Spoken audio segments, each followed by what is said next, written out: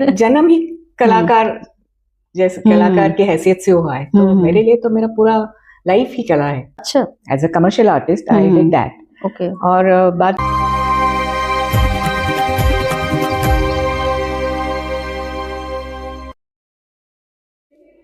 नमस्कार, स्वागत है आपका कला दृष्टि में। आज हमारे साथ महाराष्ट्र से आई हुई कलाकार विभा जी हैं, जिन्होंने जल रंग में बहुत ही सुंदर कार्य किया है। विशेषकर जो व्यक्ति चित्र होते हैं, पोर्ट्रेट जिसको आप बोलते हैं, उनके काम को देख के सच में लगता है कि एक कलाकार का कला साधना क्या होता है। तो आज हम विभा जी से ही जानेंगे उनकी कला यात्रा के बारे में, और उन्होंने और इसके पीछे क्या प्रयास किया था और इसमें उनका आना कैसे हुआ, वो सब कुछ बताएंगी। नमस्कार विभा जी। नमस्ते। पहले तो आप बताइए कि आपकी जो कला यात्रा शुरू हुई है वो कब से शुरू हुई है? वैसे तो जन्म से ही शुरू हो गई। अच्छा। जैसे मैंने हाथ में पेंसिल पकड़ी बचपन में, हाँ, वैसे लोगों ने बोलना शुरू कर दिया कि ये तो आर्टिस्ट है। अच्छा। तो क्या परिवार में लोग थे क्या आर्ट से? परिवार में ज्यादा कुछ नहीं था, ऐसे ही हॉबी आर्टिस्ट थे। लेकिन थी मेरी एक फूफी थी, वो भी आर्टिस्ट थी। अच्छा अच्छा। तो फूफी की वजह से आपको नहीं, वो हमारे साथ नहीं रहती थी, फिर भी वैसे आ जाता है ना आपके डीएनए में। हाँ, वो तो है। परिवार में जो भी बंदा कहीं एक भी कोई होगा, थोड़ा बहुत करता होगा, तो आर्ट का एक क्योंकि कहते हैं जो आर्ट है वो गॉड गिफ्टेड है। तो ये सच है, क्योंकि कला बिना हमारे अंदर के जो गुण होते हैं ना, उनके बिना हम उसको बाहर निकाल नहीं सकते। यानी अभिव्यक्ति जो है वो कलाकार की स्वाभाविक अभिव्यक्ति होती है, वो कोई उन्हें सिखा नहीं सकता। तो आपने इस जैसे कला के लिए कोई पाठ्यक्रम भी किया है, कोई कोर्स किया है? मैंने पहले स्कूल में हमारे टाइम पे 11th बोर्ड एग्जाम होता था स्कूल में। अच्छा। तो 11th में मैंने drawing and painting as a subject लिया था। ड्राइंग और पेंटिंग। Drawing and painting. और वो उसमें मैंने महाराष्ट्र स्टेट में अव्वल नंबर, फर्स्ट नंबर प्राप्त किया था। अच्छा। तो वहां से मेरा कला का शुरुआत हुई ऐसे बोल सकते हैं, क्योंकि वहां से मैं आर्ट स्कूल में गई, दाखिल हो गई। अच्छा, कौन से आर्ट? पुणे में ही दाखिला लिया मैंने, क्योंकि नहीं तो वैसे तो मैं जा सकती थी एनआईडी में या बम्बई जेजे स्कूल में, लेकिन मेरे फादर ने उस टाइम बोला कि नहीं घर पे रहो, हॉस्टल में जाके रहने की ऐसी कोई जरूरत नहीं है। तो मान लिया। वैसे उस टाइम कोई विरोध नहीं करता था पेरेंट्स का, तो मैंने मान लिया। और पुणे में अच्छा स्कूल था, आर्ट स्कूल। वहाँ क्या नाम था उसका? अभिनव कला महाविद्यालय। अच्छा, अभिनव नहीं, ये तो प्रसिद्ध है, जानते हैं लोग इसको। अभी प्रसिद्ध है बहुत। और उस टाइम मैंने वहाँ अप्लाइड आर्ट में 5 साल का हमारा डिप्लोमा था। अच्छा, 12th के बाद? 12th के बाद 5 साल का कोर्स था, वो किया। तो अप्लाइड आर्ट में होते हुए भी आपने जल रंग पद्धति को कैसे इस्तेमाल में लिया? अप्लाइड आर्ट में तो जल रंग होते ही है, ऐसा तो कोई नहीं कि नहीं, जैसे जनरली देखा गया है कि पोस्टर कलर ज्यादा यूज करते हैं, पोस्टर बनाते हैं जी। फिर आपका जल रंग, लेकिन मुझे जल रंग ज्यादा अच्छा लगा। अच्छा। और इजी भी लगा, और थोड़ा उसमें रुचि ज्यादा आ गई, तो मैंने जल रंग ज्यादा काम किया जल रंग में। तो पोर्ट्रेट बनाना आप प्रोफेशनली पोर्ट्रेट आर्टिस्ट? पोर्ट्रेट वही स्कूल, आर्ट स्कूल में ही बहुत बनाती थी। पोर्ट्रेट के कॉम्पिटिशन्स में भी मैंने प्राइजेस अच्छा लिए हैं। अच्छा। और बाद में जैसे हर एक लड़की का होता है, हमारे जनरेशन के, अब अभी का तो नहीं मैं बोलती, हमारे जनरेशन में तो ऐसे ही होता है कि चलो अभी हो गई आपकी पढ़ाई, चलो शादी कर लो। अच्छा। तो वही हुआ, शादी, बच्चे वगैरह। उसमें मेरे 10 साल लंबा समय था। लेकिन उसके बाद ऐसे सोचा कि अभी एडवर्टाइजमेंट का जो फील्ड होता है वो बहुत फास्ट होता है, तो वो सारा आगे चला गया। अच्छा। और ऐसे लगा कि मैं कुछ पीछे रह गई उसमें। तो मैंने सोचा कि अभी कुछ अलग किया जाए। अच्छा। और मेरे हस्बैंड ने मुझे बहुत एनकरेज किया कि अभी नया फील्ड है कंप्यूटर्स का, तो कंप्यूटर्स में कुछ करो। ओके। तो मैंने कंप्यूटर्स में 1-2 साल का कोर्स किया सिम्बायोसिस में।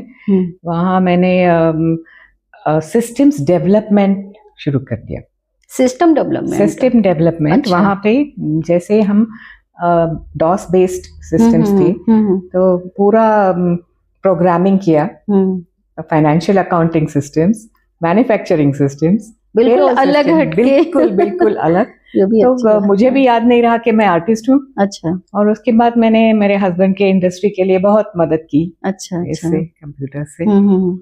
बाद में कई साल बाद मेरे हस्बैंड के डेथ के बाद मैंने उनका बिजनेस संभालना शुरू कर दिया। और मेरा खुद का कुछ रहा नहीं वैसे। बच्चे बड़े हो गए, फिर बाद में उनको अपना अपना करना था, वो अपने अपने मार्ग पे चले गए। तो बाद में मैंने सोचा कि अभी मुझे क्या करना है। अच्छा। तो मैंने फिर से आर्ट के ओर ध्यान दिया। फिर से मतलब ये किस सन की बात है जब दोबारा अपने आर्ट को अपने जीवन में ग्रहण कर लिया? ये होगा 2000 तकरीबन। अच्छा। और थोड़ा पहले होगा, 2000 में थोड़ा पहले होगा। लेकिन उस टाइम मुझे लगा कि चलो अभी खुद की तरफ फिर से देखते हैं। अच्छा, तो इसको आपने प्रोफेशनली शुरू किया, जैसे पोर्ट्रेट? प्रोफेशनली शुरू किया मैंने।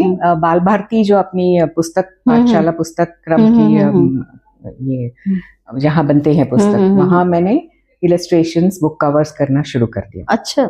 As a commercial artist I did that. Okay. और बाद में उसके साथ ही मैंने पोर्ट्रेट्स, बाकी सारे पेंटिंग्स, जैसे कैनवस भी किया, मैं एक्रिलिक्स भी करती हूँ। अच्छा, मतलब सभी कला के रंग विधाओं में आपका कमांड है? सभी करती हूँ, मुझे सभी अच्छा लगता है।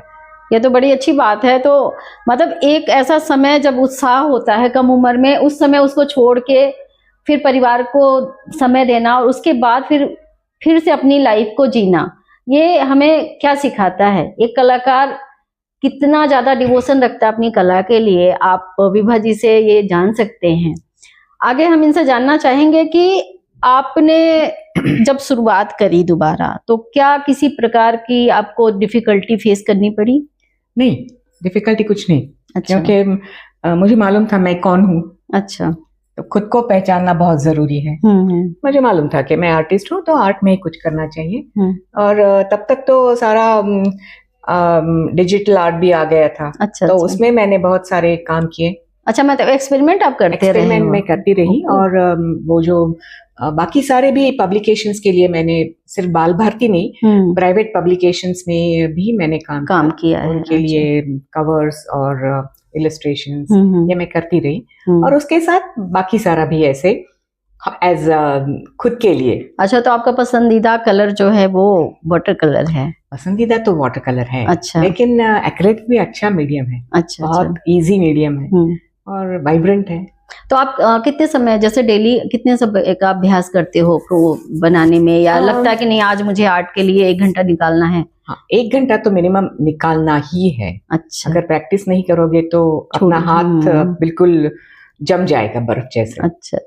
तो हाथ हिलना चाहिए। बाद में मैंने थोड़ी बार एग्जीबिशंस भी की, जैसे आपके यहाँ जयपुर में करी, हैदराबाद में, बैंगलोर में, बॉम्बे में भी की, पूना में भी की।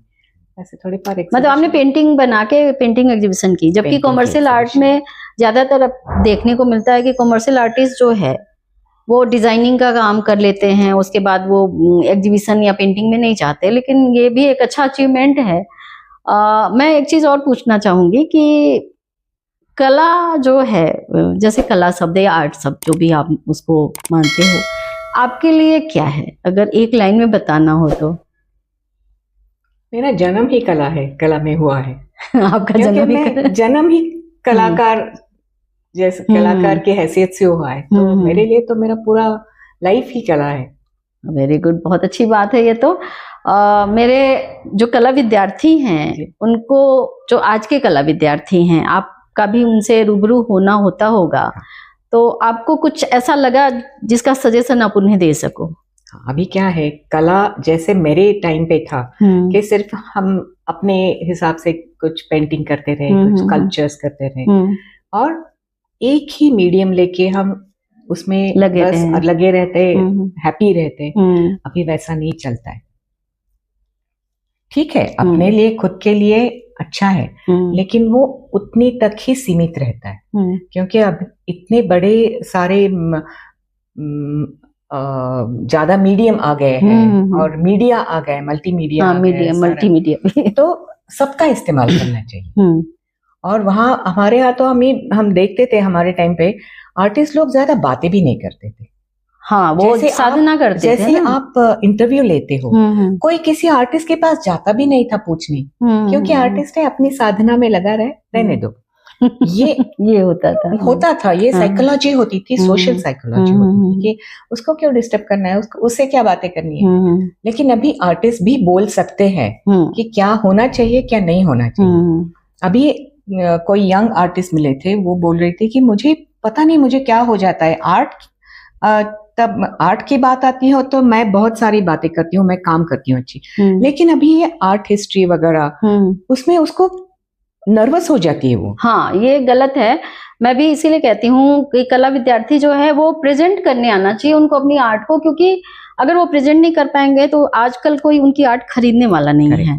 और सिर्फ आर्ट खरीदने की आप एम मत रखना, आपको सारा मालूम होना चाहिए, आर्ट की बैकग्राउंड भी मालूम होनी चाहिए, आर्ट का आगे क्या होना है वो भी मालूम होना चाहिए, सिर्फ उतने तक सीमित मत रहना। हाँ, मतलब कला गतिविधियां जो हो रही हैं देश में, राज्य में, आपके यहाँ, उसे रूबरू होना बहुत जरूरी है। एक कला शिक्षक होने की वजह से मैंने भी विद्यार्थियों के अंदर ये कमी देखी है।